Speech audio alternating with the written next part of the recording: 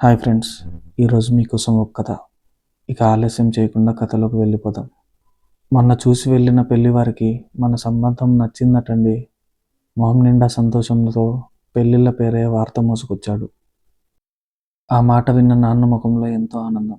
ఏమై ఇది విన్నావా అని వెంటనే లోపల ఉన్న అమ్మకు శుభవార్త చేరవేశాడు.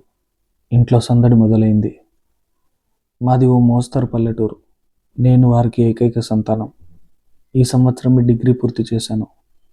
నాన్న ఇక పెళ్లి చేసి అత్తారింటికి పంపాలని అక్కడితో చదువు ఆపించేశారు. మొన్న చూసి వెళ్ళిన పెళ్లి కొడుకు ఎక్కడో దూర ప్రాంతంలో ఉద్యోగం. తరచూ బదిలీలు ఉంటాయట.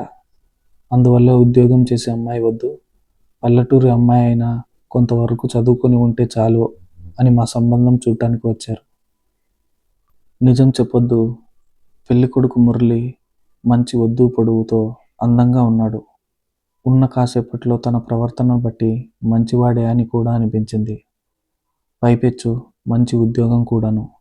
అమ్మా నాన్నలకు ఈ సంబంధం బాగా నచ్చింది. నాకు కూడా అభ్యంతరం లేకపోయింది. వాళ్ళ నుండి గ్రీన్ సిగ్నల్ రాగానే ఇక వాళ్ళ ఆనందానికి అంతులు లేకుండా పోయింది. పెళ్లి చూపులకు సెలవు పెట్టి వచ్చిన మురళి లీవ్ లేదని పెళ్లి డేట్స్ ఫిక్స్ చేసి చెప్తే మళ్ళీ సెలవులో వస్తానని వెళ్ళాడట. మరో నెల రోజుల్లో మా పెళ్లి ముహూర్తం నిర్ణయించారు. పెళ్ళంటేనే ఎన్నో మధురోహాల సమాహారం కదూ. బాజాబాదింత్రీలు మోగుతుండగా బంధుమిత్రుల ఆశీస్సులతో వేదమంత్రాల నడుమ నా మెడలో మంగళసూత్రం కట్టాడు మురళి. వారం రోజులు గడిచాయి. 3 రాత్రులు పుట్టింటికి అత్తారింటికి తిరగడాలు, పెళ్ళికొడుకు బంధువుల నిష్క్రమణ వగైరా కార్యక్రమాలన్నీ ముగిశాయి. అత్తవారింట్లో నా కొత్త కాపురం మొదలైంది. మురళి ఆ ఇంటి పెద్ద కొడుకు. తన తర్వాత నాకు ఒక మరిది, మరో అర్ధమగుడు, అదే ఆడపడుచు సుధా ఉన్నారు. సుధాకు నా ఈడే ఉంటుంది. కాకపోతే పల్లెటూరు నుండి రావడం వల్ల నేను కాస్త ఒద్దికగా ఉంటే, టౌన్లో పుట్టి పెరగడం వల్ల తను కాస్త దుడుగ్గా ఉంటుంది. ఆ ఇంట్లో అందరికీ మెల్లగా నేను అలవాటు పడుతున్నాను. కానీ ఒక్క విషయం నాకు కాస్త అసహనం కలిగించేది. సుధా ఎప్పుడూ అన్నయ్య అన్నయ్య అంటూ మా ఆయన చుట్టూనే ఉండటం. రాత్రులు మా ఏకాంతానికి భంగం ఉండేది కాదు. కానీ పగటిపూట ఏ సినిమాకో షికారుకో బయలుదేరితే తను కూడా వెంటే ఉండేది. మురళి కూడా ఎక్కడికి వెళ్ళాలన్నా తమ్ముణ్ణి చెల్లెల్ని వదిలిపెట్టేవాడు కాదు. మేమిద్దరమే వెళ్తే బాగుండు అని నాకు అనిపించినా పైకి ఏం మాట్లాడేదాన్ని కాదు. ఆ రోజు రాత్రి మా ఆయన నన్ను దగ్గరికి తీసుకుని, చూడు, మనమిద్దరమే ఎక్కువసేపు గడపాలని నీకు అనిపించినా ఈ ఇంట్లో ఉన్నంతకాలం కొంచెం ఓపిక చేసుకుని అడ్జస్ట్ అవ్వు. నేనున్న ఊళ్ళో మంచి ఇల్లు చూసి అక్కడికి వెళ్ళాక మనం ఎలాగైనా ఉండవచ్చు. తమ్ముడు చెల్లెలు కూడా ఈడొచ్చిన పిల్లలు. వాళ్ళ ముందు మనం చనువుగా ఉండటం అంత బాగోదు. ఈ ఇంటికి నేను పెద్ద కొడుకుని, నీవు పెద్ద కోడలివి. మనం ఈ మాత్రం బాధ్యతగా ఉండక తప్పదు. వాళ్ళిద్దరికీ నాతో చనువు ఎక్కువ. నేను లేకుండా ఎక్కడికి వెళ్ళే అలవాటు లేదు. అదీగాక నేను ఇక్కడికి వచ్చేది ఏడాదికి ఒక్కసారే వచ్చే సెలవుల్లోనే. అందువల్ల వాళ్ళు నాతో ఎక్కువ సమయం గడపాలనుకుంటారు.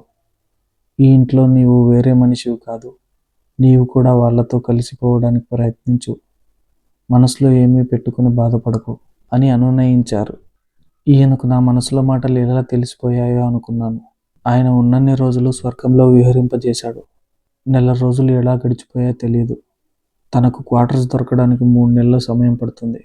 మళ్ళీ వచ్చి తీసుకెళ్తానని బయలుదేరారు.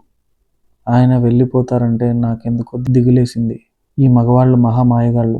3 ముళ్లతో మనిషిని కట్టిపడేస్తారు.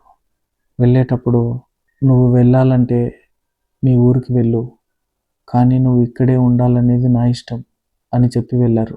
పెళ్ళైన నెల రోజుల్లోనే తన ఇష్టాలనే నా ఇష్టాలుగా మార్చుకునేంత నన్ను ఏమార్చారు. అందుకే అమ్మా నాన్న రమ్మన్నా నేను ఊరెళ్ళలేదు. ఇక్కడే ఉండిపోయాను. అత్తవారింట్లో అందరూ సౌమ్యులే. నాకెలాంటి ఇబ్బంది లేదు. వాళ్ళ అన్నయ్య ఉన్నన్ని రోజులు ఆయన చుట్టూ తిరిగిన సుధా ఇప్పుడు వదినా వదినా అంటూ నా చుట్టూ తిరుగుతోంది. తన మీద మొదట్లో కలిగిన అయిష్టం మెల్లమెల్లగా కరిగిపోయింది. తను చాలా స్నేహశీలి. నాకు బోర్ కొట్టకుండా ఏవో బుక్స్ తెచ్చి ఇచ్చేది. పాటల సీడీలు తెచ్చి వినిపించేది. నేను కాస్త డల్గా ఉంటే, ఏం వదినా, అన్నయ్య మీద బెంగ పెట్టుకున్నావా, వచ్చేస్తాడులే అని ఆట పట్టించేది. మరీ బోర్ కొడితే, లే వదినా, సినిమాకు వెళ్దాం అని బయలుదేరదీసేది. ఇంట్లో ఎంత పని ఉన్నా పదా వదిన ఇద్దరం కలిసి చేద్దాం, ఆ తర్వాత ఎంచక్కా కబుర్లు చెప్పుకుందాం అని లాక్కెళ్ళేది. చాలా తక్కువ సమయంలోనే మేమిద్దరం క్లోజ్ ఫ్రెండ్స్ అయిపోయాం.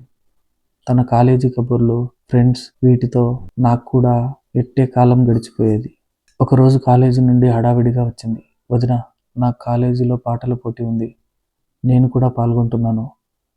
ఓ పేపర్లో నీట్గా ఈ వేళలో నువ్వు ఏం చేస్తుంటావో పాట లిరిక్స్ టైప్ చేసి రాసివ్వు ప్లీజ్ అని అడిగింది. పోనీలే అని కష్టపడి కూర్చొని రాసిచ్చాను. కింద నా పేరు రాయమంది. రాశాను. కొంటె కోనంగి ఏం చేసిందో తెలుసా? పైన ప్రియమైన శ్రీవారికి అని రాసి మా ఆయనకు పోస్ట్ చేసింది. అది చేరగానే మా ఆయన దగ్గర నుండి ఫోన్. మరీ బెంగగా ఉందా? త్వరలోనే వస్తానులే అని. అదేం కాదు, ఇది మీ చెల్లెలు గారి నిర్వాకం అని చెప్పే.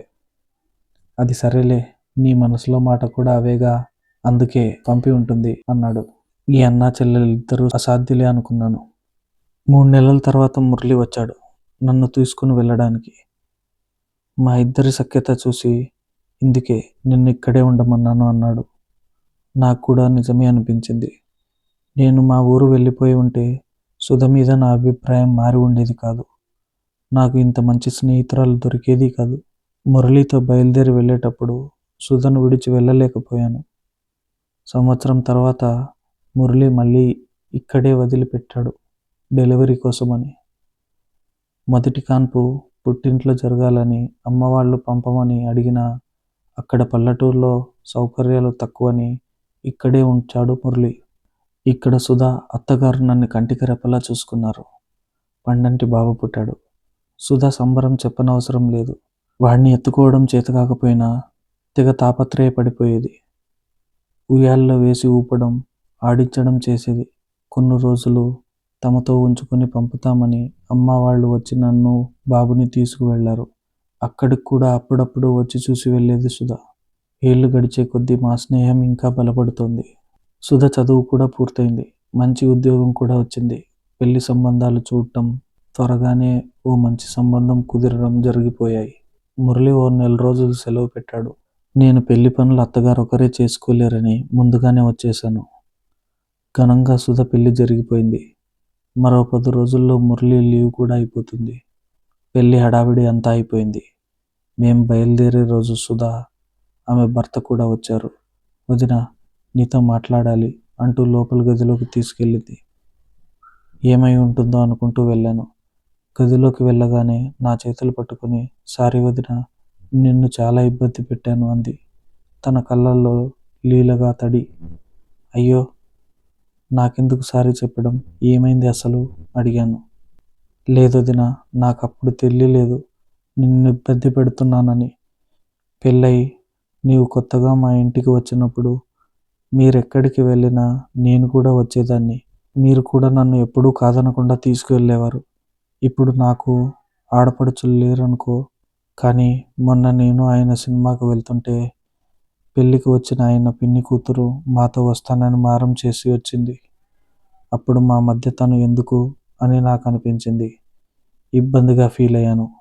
అప్పుడు కానీ నా మట్టి బుర్రకు నీవు కూడా నా వల్ల ఇబ్బంది పడి ఉంటావు అని తోచలేదు.